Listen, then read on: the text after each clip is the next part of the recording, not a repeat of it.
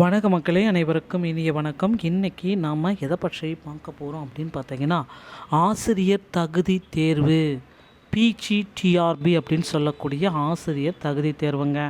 இடைநிலை வகுப்பு ஆசிரியர்களை பொறுத்தவரை இந்திய உச்சநீதிமன்றத்தில் தாக்கல் செய்யப்பட்ட எஸ்எல்பி வழக்குகள் முடியும் வரை வேலைவாய்ப்பு அலுவலகத்தில் பதிவு, மாநில மூப்பு பதிவு தொடர்ந்து பின்பற்றப்படும் அப்படின்றத குறிப்பிட்டே சொல்லிட்டாங்க.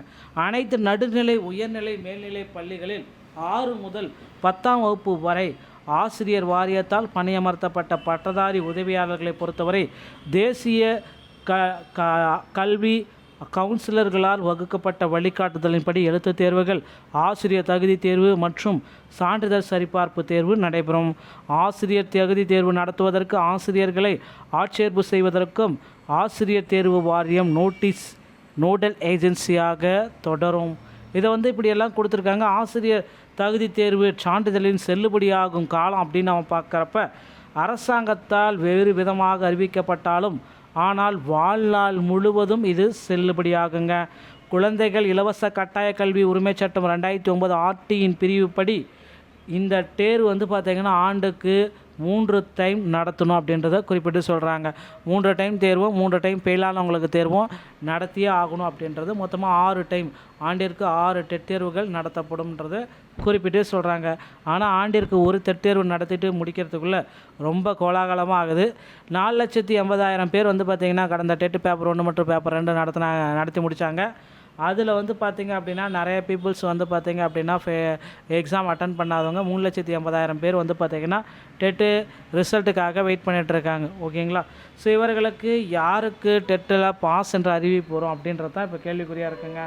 ஸோ தாள் 1ல் 50% கேள்விகளும், தாள் 2ல் 96% கேள்விகள் தவறு அப்படின்றத குறிப்பிட்டு சொல்லியிருக்காங்க. ஆனால் இந்த தவறெல்லாம் எதுவுமே கிடையாது அப்படின்ட்டு டிஆர்பியோடைய மிகப்பெரிய நிபுணர் குழு பார்த்திங்கன்னா சொல்ல போகிறாங்க. கண்டிப்பாக நிபுணர் குழு ஆராய்ச்சி செஞ்சிட்ருக்காங்க. ஒவ்வொரு வினாக்களுக்கும் விடைகள் ரைட்டான்னு செக் பண்ணிகிட்ருக்காங்க. நிச்சயமாக நிபுணர் குழுவுடைய இறுதிக்கட்ட விடைகளில் ஒரு சில சேஞ்சஸ் இருக்கும் அப்படின்னு நான் நினைக்கிறேன். ஸோ அப்படி சேஞ்சஸ் இருக்கிறப்ப நமக்கு பார்த்திங்க அப்படின்னா மதிப்பெண்களும் கொஞ்சம் மாறுபடுங்க. முதுகலை பட்டதாரி உடைய இதை போல் நமக்கு பார்த்திங்கன்னா ஆசிரியர் தகுதி தேர்வுடைய மதிப்பெண்களை குறைக்கணும் அப்படின்ட்டு கோரிக்கை வச்சுருக்காங்க. ஸோ ஆசிரியர் தகுதி தேர்வுடைய மதிப்பெண்களுடைய விகிதம் பார்க்குறப்ப கண்டிப்பாக பார்த்திங்கன்னா 1:2 என்ற ரேஷியோவில் இருக்குது.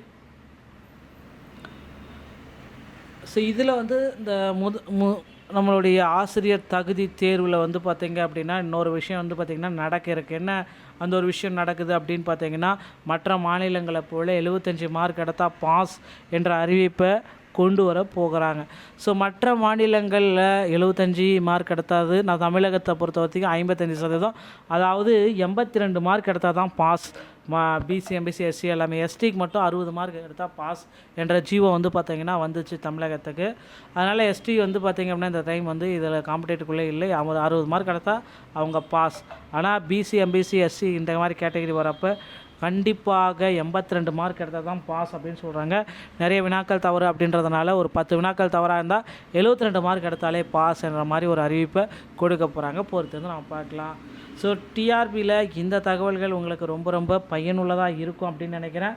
ஸோ நீங்கள் இந்த நம்மளுடைய வீடியோ உங்களுக்கு பிடிச்சிருந்தால் நம்ம சேனலை சப்ஸ்கிரைப் அண்ட் பெல்லை கிளிக் பண்ணி வச்சுக்கோங்க. மீண்டும் ஒரு நல்ல தகவலோடு நான் உங்களை சந்திக்க போகிறேன். நன்றி, வணக்கம்.